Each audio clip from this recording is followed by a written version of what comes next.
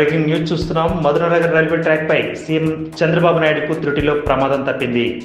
ట్రైన్ను చూసిన వెంటనే అప్రమత్తమైన సీఎం సెక్యూరిటీ సిబ్బంది అదేవిధంగా లైన్మెన్ తీసుకొచ్చారు. దీంతో అత్యంత సమీపంలో రైలు ఆగిపోయింది.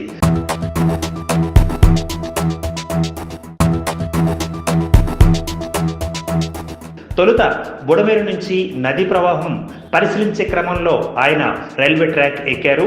అదేవిధంగా అటు నుంచి రైలు వస్తున్న విషయం తెలుసుకోకుండా అక్కడ నిలబడటం జరిగింది. ఇక చంద్రబాబు నాయుడుకు 3 అడుగుల దూరంలో రైలు నిలిచింది. ఈ ఘటన పట్ల అటు కార్యకర్తలు అదేవిధంగా ఆయన యొక్క ప్రభుత్వ కార్యాలయ సిబ్బంది వారు కూడా ఆందోళన వ్యక్తం చేస్తున్నారు.